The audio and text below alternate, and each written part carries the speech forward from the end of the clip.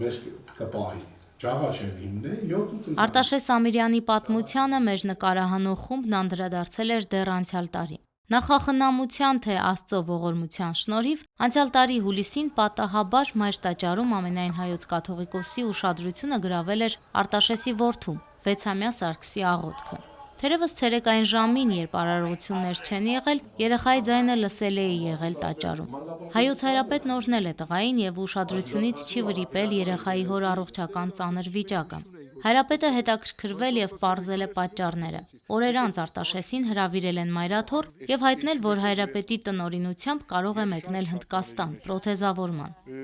1.5 ամիս տևած բուժումներից հետո Արտաշես Ամիրյանը վերադարձել է Հնդկաստանի Կալկաթա քաղաքից, որտեղ կնոջ հետ միասին հյուրընկալվել է Հայոց մարդասիրական ճեմարանում։ Պրոթեզավորման, բժշկական հետազոտությունների, միջամտությունների ծախսերն ամբողջությամբ հոգացել է մայրաթոռը։ Ես այնտեղ տեղավորվել եմ իմ կնոջ հետ մի առանձին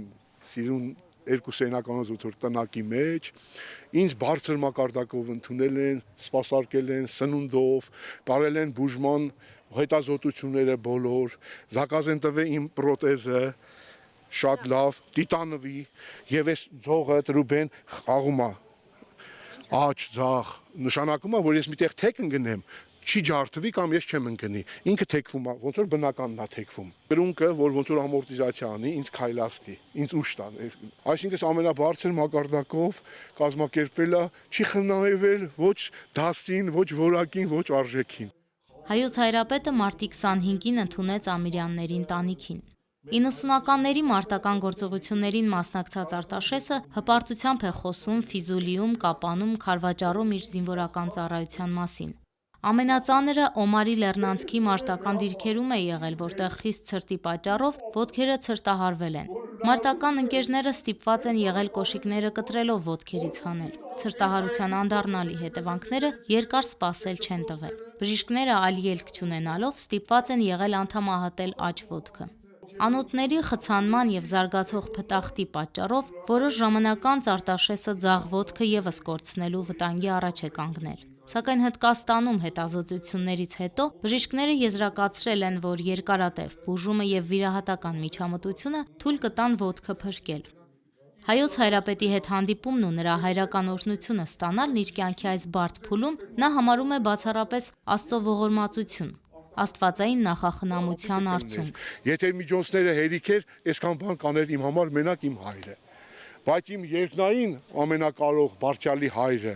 իր ներկայացուցիչը, որ այդ գահին նստացրել է ցմա, մեր վեհապարը, ամենայն հայոց կաթողիկոսը,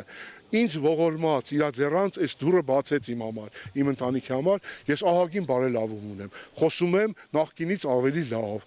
միտքս պայծառ, քրտինք չունեմ, ես քայլում եմ, անգամ ես ծնկի եկա, իմ շնորհակալությունը, իմ խոնարհումը,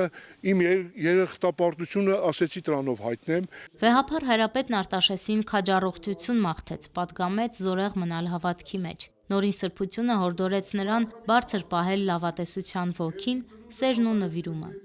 Արցախյան պատերազմների հետևանքով վնասվածքներ ստացած տասնյակ զինվորականներ Գարեգին II ամենայն հայոց հայրապետի անմիջական օժանդակությամբ բուժվում եւ պրոթեզավորվում են արտասահմանի լավագույն բուժհաստատություններում, վերականգնում կյանքի որակը։ Անուշ Առաքելյան, Արթուր Մանուչարյան, Եկեղեցական կյանք։